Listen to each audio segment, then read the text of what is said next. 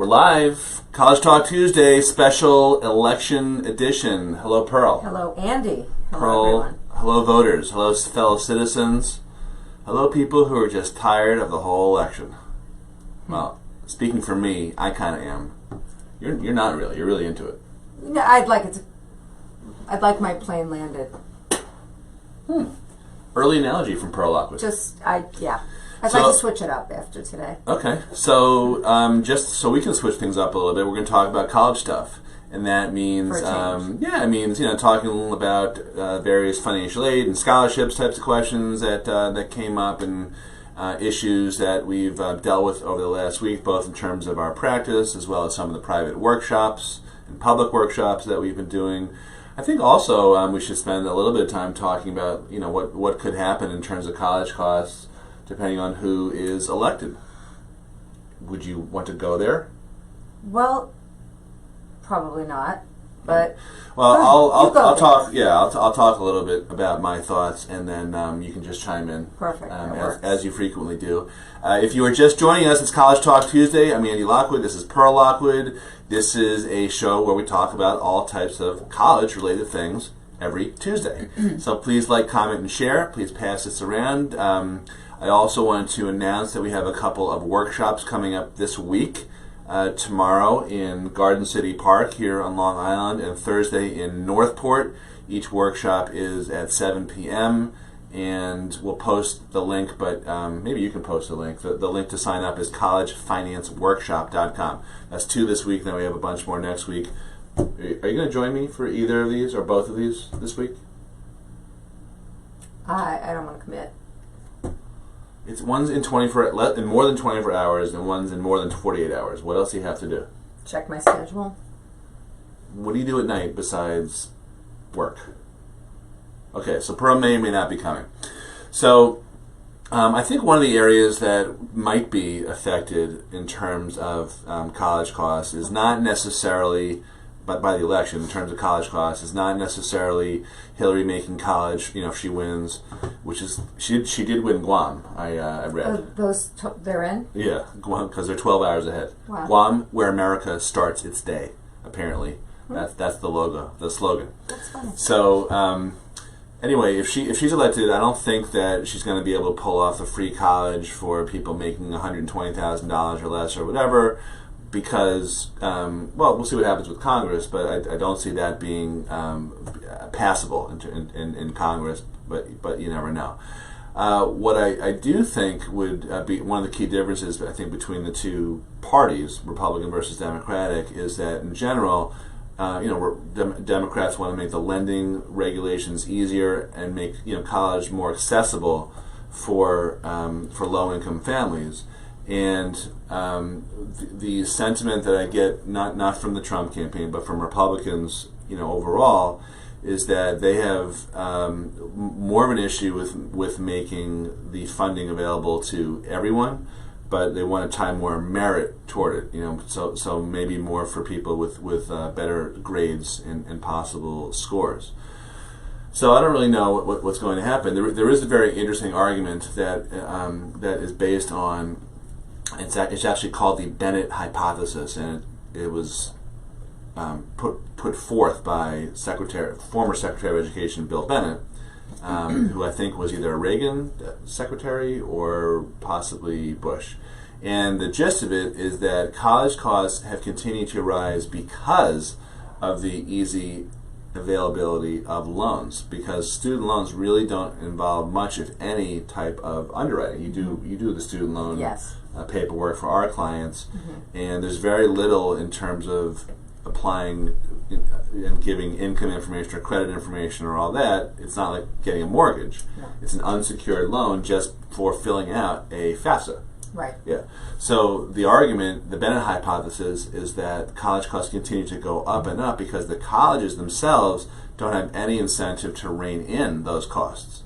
So as long as they continue to get free money, they're going to continue to escalate, continue to make college more expensive. So that's a theory. It makes a lot of sense to me. I'm not an economist, I don't, I can't really tell you one way or the other if it's what's causing college costs to go up so high. I do think something has to give at some point, but it always does. But we've been saying that for years. So to me, it's not a question of when, of if, it's when. But I can't tell you when. So I do think that if Hillary gets in, we might see some more of a push to expand the loans to make college more accessible. Something else is worth mentioning that never gets covered in the media, whether mainstream, whatever channel you tune into, and that's this hidden tax. You know what I'm talking about in the financial aid formulas? I'm talking about the asset protection allowance. Yeah. So I had this discussion. The one that they keep decreasing each year? Well, that's the thing. So I was having this discussion. It's wild. I was having this discussion at a presentation that I did. Where was I last week? Dix Hills. Yeah, Dix Hills, where Pearl also did not join me, and where she refused actually because she was busy.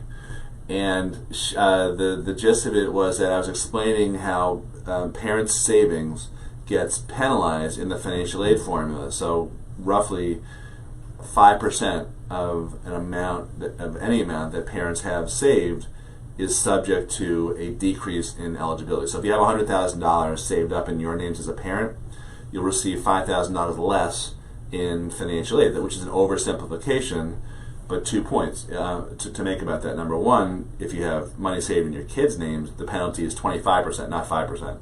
The other point, so it's even crazier that way, but circling back to the asset protection allowance, the oversimplification is that you're not penalized on $1 of that $100,000. You are penalized after a certain threshold or an asset protection allowance, which is roughly how much? Well, it depends on your family's particular metrics. Right now, it could be anywhere from $20,000 to, I haven't seen really much in the $30,000 or up range. So call it low to mid 20s is what is penalty free. Used to be higher. But that's what I was going to say. This hidden tax 5 years ago, that number might have been double, right? Correct. It was in the it's 40s actually and 50s. affirmatively, and it is published. It is going down each year a little bit, so that they're really closing the gap on who's considered, doesn't have to report the rest of their So what I assets. was saying was that is the equivalent of a tax, because Yes. more of your money is subject to penalty, less and less of it is sheltered. That's right.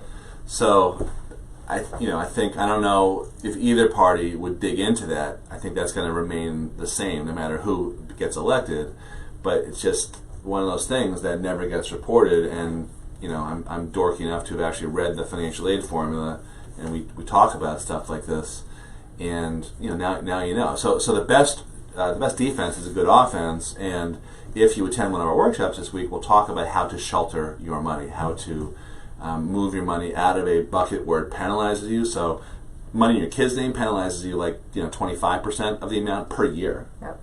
Money in your names penalizes you at roughly 5% the amount, 5% and change. But then there's a whole bunch of assets or types of savings that don't penalize you at all.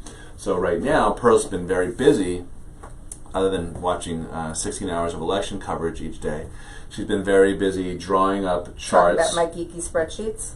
Yep, we are talking about her charts that illustrate the benefits of moving money around in order to improve eligibility. Literally to the dollar, and what would it look like if you were at a school that takes these forms? What does it look like if you take those forms? Because that changes as well. Whether you have a school that requires the FAFSA only, that's going to be one set of calculations that school is going to use in determining your aid package.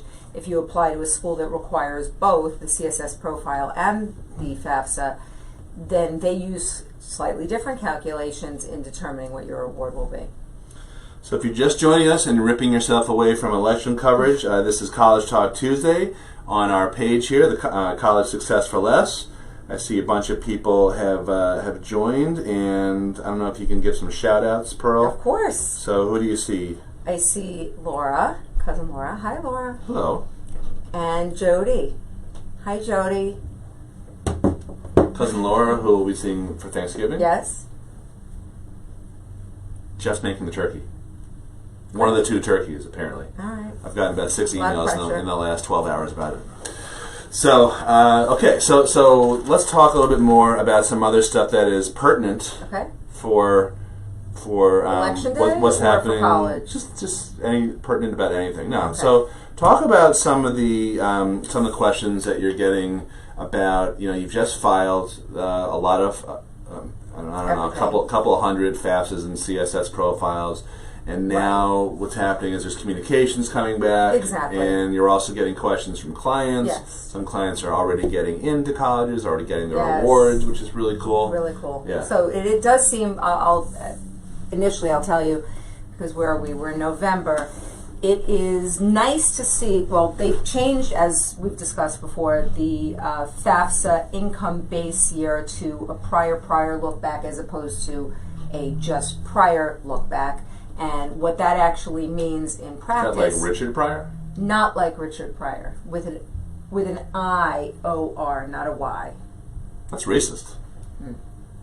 Everyone's a little bit racist. Everyone's a little bit racist. Okay, that was racist. It's a song. Avenue Q. Yeah, we're not actually racists. Good. Okay. Finish it up, Whitey. So, when you submit these forms, each school will then is triggered to prepare an award package. Many of these schools use what's called IDOC. So a lot of people this week have. I'm so sick of hearing about IDOC. Oh, I know, but a lot of people get hot and bothered about I'm IDOC. kidding. So I just want to address it and calm everybody down. So if you applied to a school and submitted financial aid forms for a school that requires IDOC, it will be one of your CSS profile requiring schools. And they send an email that says IDOC. This is your IDOC number. Which has an I, unlike Pryor. Correct. Richard Pryor. Well, Richard has an I. He does. Did. IDOC, not EYEDOCK. No, not like that. IDOC like iPhone. Yes, similar. Yeah. Yes. Okay. So what is IDOC? So IDOC is What's up with merely a transport where several schools that participate with it can, in one fell swoop for you, the parent or student, upload your tax return, your 2015 tax return, your W-2s received by you and or the student, any tax returns the student may have filed. If you are a self-employed business owner, many of the requirements will include a business farm supplement, which is something your accountant should be able to help you complete.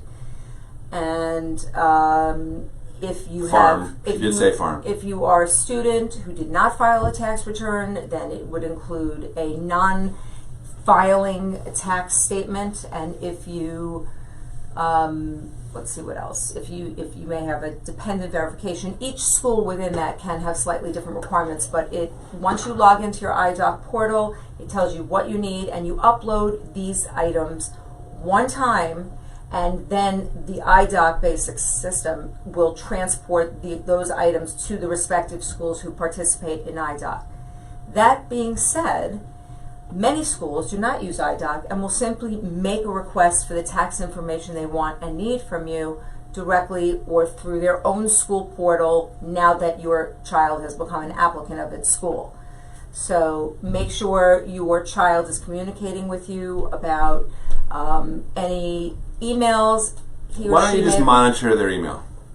That too. Yeah, take matters into your own hands, and then they can. After you get through this part, you can let them do whatever they want, but within reason. Right. But yeah, we hear so many stories about emails never. And by the way, we send them too. I mean, you had a whole thing with a client just the other day and today about emails. You have to check your emails. I know they're annoying, but if you are filing financial aid forms and giving your email address because you are anticipating hearing back, through email in terms of your financial aid awards and any other additional requirements, you better check your email. I know it's kind of silly. Put it on your calendar. Or check your email. This is a good year to, use your calendar, check your email, but, make sure you know what's going on. All right, let me just do a couple shout-outs, and we got a question. So, hello to Risa. Hello.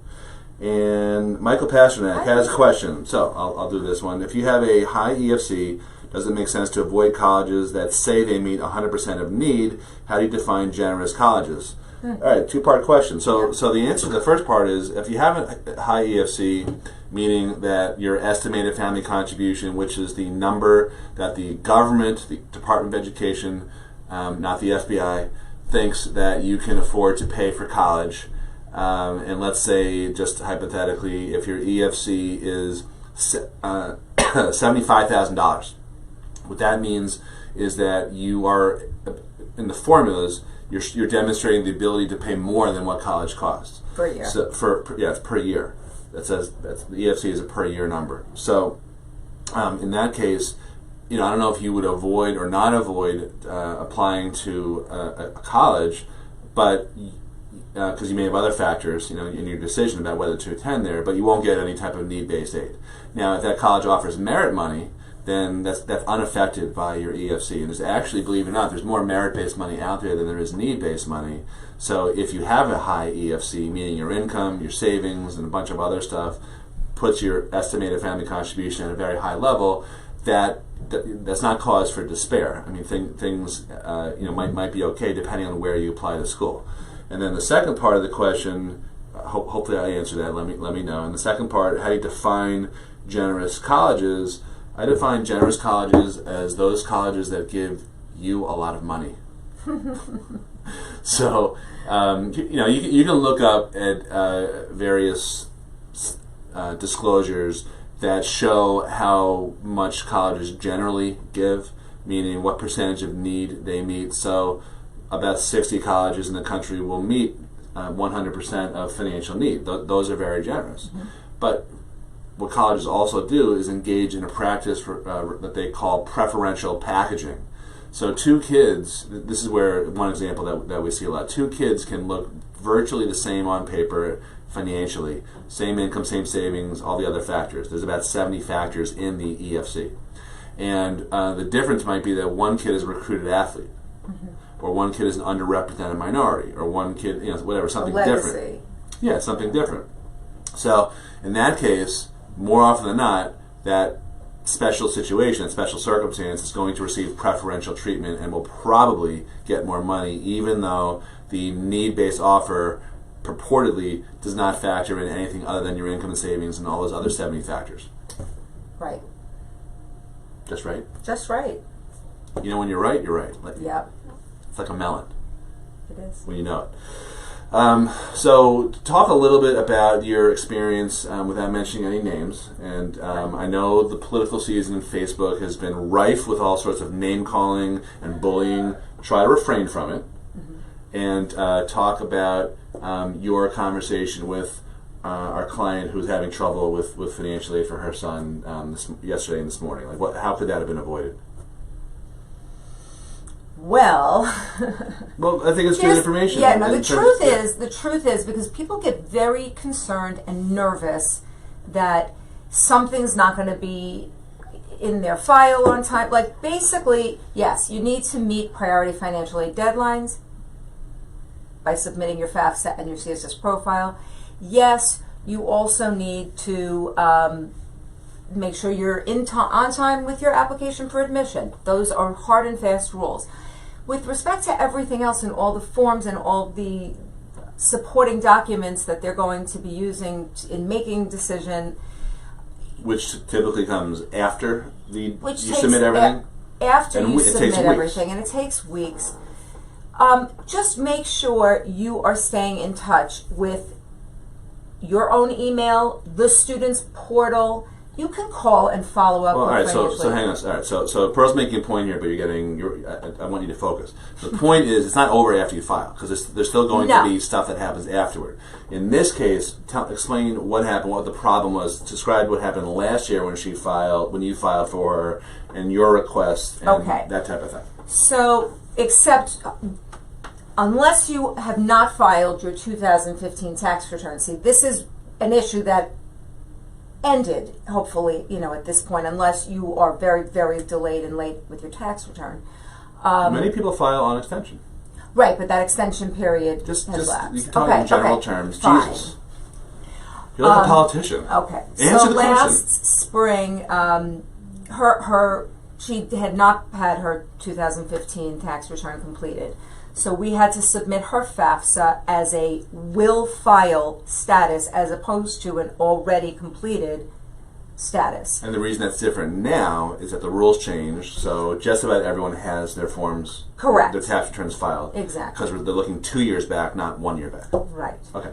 So, anyway, anywho, this is still instructive because the school asked for more information. So the school asked for more information. In fact, if you are in a will file status, you will get nagging reminders from the Department of Education that you have to go back into your FAFSA and update it saying that you've already completed and submitted your taxes. Like it doesn't stop. It's like the Terminator. It doesn't stop until you take care of that. Will they get any emails from Anthony Weiner? Maybe. Will they get any investigations from James Comey?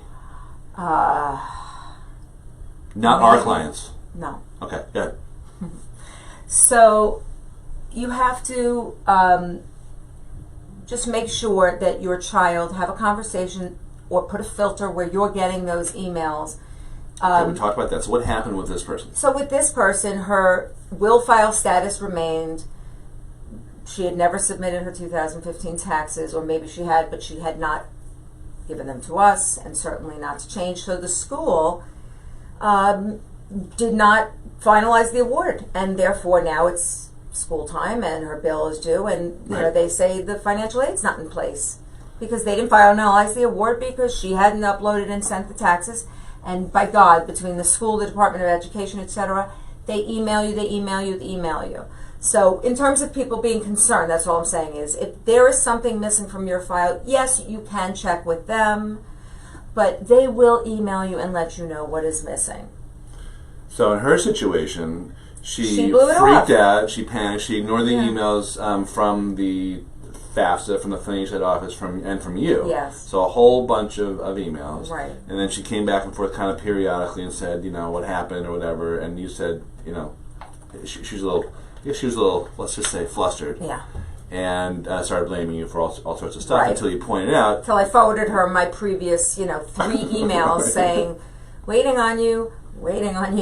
need your 2015. I still don't have a 2015 tax returns, Okay. but anyhow. Right. So anyway, the point is that You can't have selective attention with respect to these emails. They matter. right, and it's just it's once you think you're done, you're not done. You have to keep following it all the way through, or else you'll shoot yourself in the foot and cause a lot of stress that can be avoided. Right, and the reality is, you know who just joined us? Who? John Riffle, oh hi, the pilot. whose son is at my alma mater. Yes. NASA? Go Big Red. Oh, right. Okay. If you are just joining us here on College Talk Tuesday and you have a question about the college process, financial aid, admissions, loans, FAFSA, CSS profile, scholarships. Divorce and the forms. Yeah, got a lot of questions about divorce on my last presentation I did in Half Hollow Hills. Then throw them in here right in the comments section, and we will get to them either within the next 5 minutes before we wrap up here or afterward. And please like and comment and share. Sharing's caring. And let us know if there's a subject you want to talk about, want us to talk about, or you have any lurking questions. Don't be shy. Put it in the comment section. We'll try to answer you. Yes. Okay. Yes, we will. So for some reason, Hi, Stacy. Sure. Welcome, new viewers. Okay, so something that's going to be coming up as we are so because the rules changed and the financial aid forms were available earlier, which should hopefully translate into colleges giving awards earlier. With that in the process compared to years before, what that hopefully translates into in turn will be earlier financial aid awards being issued by schools, which in turn, hopefully, will mean that there is more time to negotiate and appeal with colleges to try to improve the initial award. So 2 comments about that because we only have 3 minutes left. The first comment is that I talk about this at each and every workshop. Can you post, I don't know if you did already, post collegefinanceworkshop.com. If you're interested and you're local and you're coming and you want to come either this week, tomorrow in Garden City Park, or Thursday, the Northport Library, you can register at You posted it? Yes. collegefinanceworkshop.com. We also have a webinar coming up. I don't even know the website for that. But we will talk about that in more detail. The second thing is, yes, you can actually negotiate a financial aid award. It's an offer. These colleges are businesses. And what that means is that they don't always give. I know that's shocking because they're supposed to be nonprofits. But every nonprofit can be also a business. It can pay for weddings. It can pay for salaries. Who knows? So it can pay for paintings, apparently, nonprofits. Wow. Yeah. Yeah. We got to start a nonprofit. And weddings. I said that. More than one wedding, I guess, if you're divorced. So, right. So, schools are also nonprofits, and but they're very business-like. They pay all sorts of crazy salaries. They have all sorts of crazy amenities, for kids to come and so on and so forth. What that implies is that they're in business, and what you should understand as a parent, or maybe even a college-bound teen, is that whether you realize it or not, you are in business for yourself. So they're doing it to you. You got to do it right back to them. Buyer beware. Make sure you understand that this is a business transaction, and what we recommend. And a business investment. That's a whole other issue, but yes. Not, as opposed but to an you expense. Should be, as long as we're talking about how you should think about it. Right. Well, we recommend the overarching sort of message is that this is a business, and you need to be strategic about it. So strategic can mean a few different things. It can mean figuring out what majors or careers are actually more likely to let you actually make a living and get you hired after you go to college. I know, that's crazy talk. Yeah.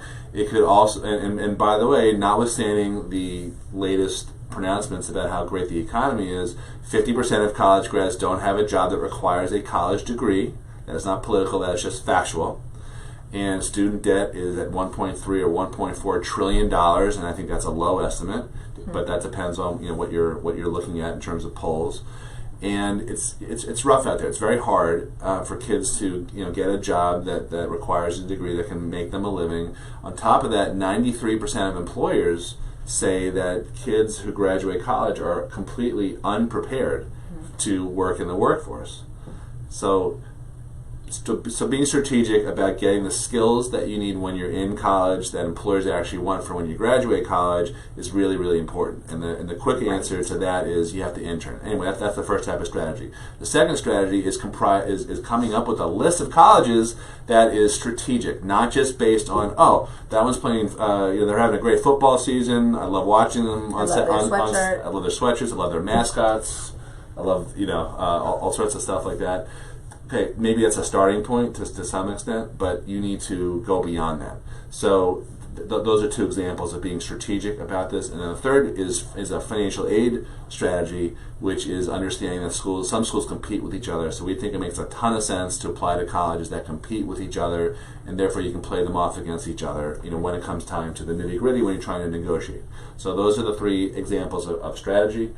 I think we should wrap up here, unless you have any other questions or comments from people. I don't see any. Everyone's being so shy today. Well, I see a few people coming on, liking the page. Thank you. Gosha, Lisa, Marianne, Irma. But if you have any questions or comments, throw them in the comments section here. Please like the page. Please share the page. Thanks a lot for watching. I think we're going to be back this Friday for the Friday FAQ. Yeah. I'm not sure if we have it in. If the world doesn't end after the election, we'll consider coming back on the air this Friday, 2 p.m. Eastern Standard Time for the Frequently Asked Questions show. Friday FAQ. That goes Friday. Yeah. All right. I'm Andy. That's Pearl. We're signing off. This has been